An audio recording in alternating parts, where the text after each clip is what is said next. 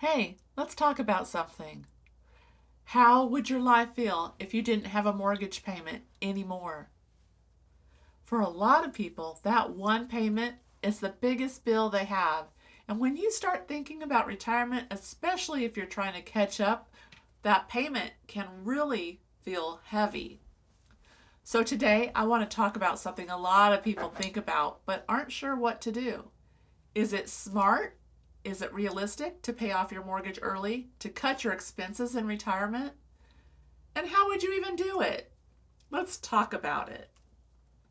When you're working, a mortgage is just part of life. It's annoying, but it fits into the budget. But in retirement, it's totally different. Your income is usually lower, more fixed, and less flexible. So every big monthly bill matters more. If your mortgage is say $1,200 a month, that's over $14,000 a year every year. That has to come from somewhere.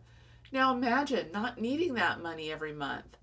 That's not just a little relief, that's real breathing room.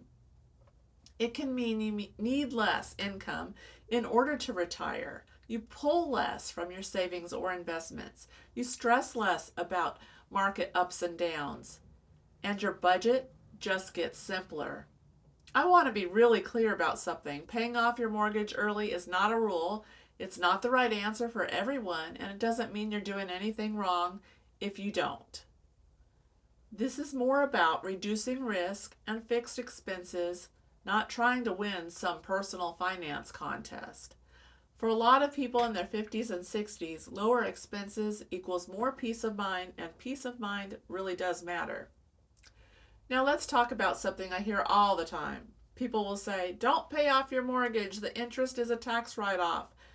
You never should pay off your mortgage. And yes, mortgage interest can be deductible for some people, but here's the part that doesn't get said enough. A tax deduction doesn't make interest free, it just makes it a little less expensive. It's kind of like saying, let's go spend $1 to save a dime.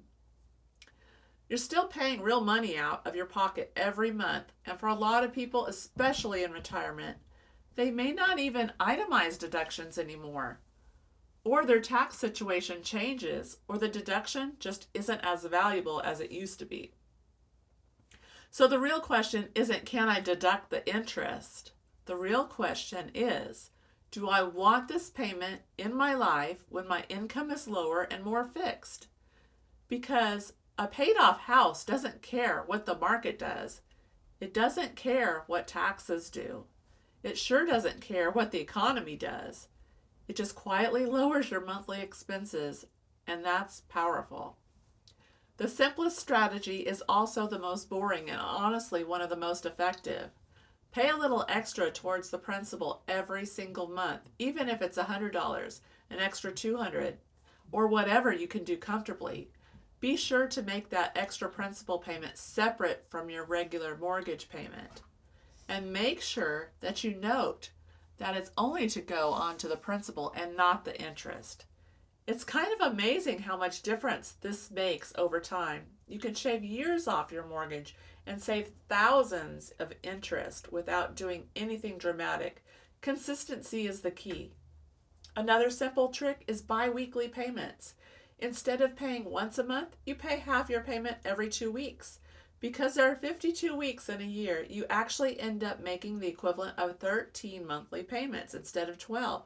So that one extra payment goes straight to the principal and quietly speeds everything up. Most people barely notice it in their budget, but it really does add up over time. The next strategy, this is one of my favorites because it doesn't hurt as much. Anytime you get extra money, you throw it at that mortgage, whether it's tax refunds, work bonuses, side hustles, money gifts, or money from selling stuff that you just don't need anymore around your house.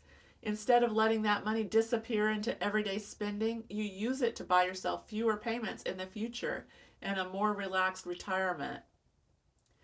You're turning random money into less stress later.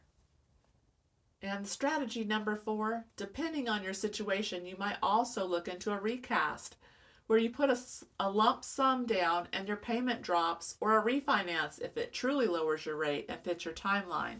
This depends a lot on your current interest rate, how long you plan to stay in the house, and the cost involved. The goal is simple. Either pay it off faster or make the payment less painful in retirement. Now, some people will say, you should invest that money instead. And mathematically, sometimes that can make sense on paper, but retirement planning isn't just math. It's also about risk, stress, cash flow, and sleeping well at night. There is something very powerful in knowing, no matter what happens in the market, I don't have a house payment.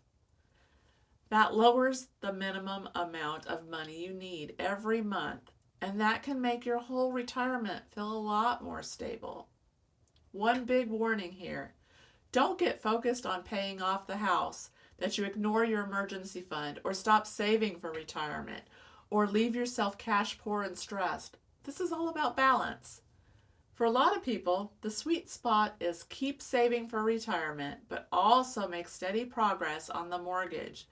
You don't have to choose only one.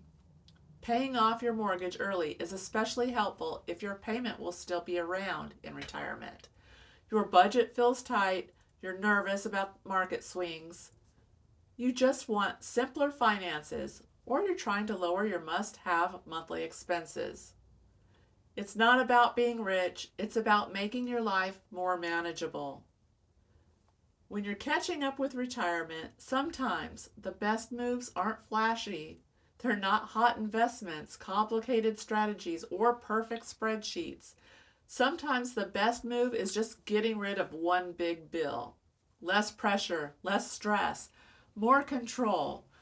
So if you've been wondering whether paying off your mortgage early is worth it, think about it this way. You're not just paying off a house. You're buying yourself a lower stress retirement. You're lowering the amount of money you need every single month. You're making your budget more flexible, and you're giving yourself more room to breathe. And honestly, that's a pretty great trade if you ask me. If this video helped you think about your mortgage a little differently, make sure to subscribe to Catching Up with Retirement and tell me in the comments, are you trying to pay off your mortgage before retirement, or do you plan to keep it? The answer might really help someone else who's trying to figure this out too. Thanks for spending some time with me today, and I'll see you in the next video. Bye-bye.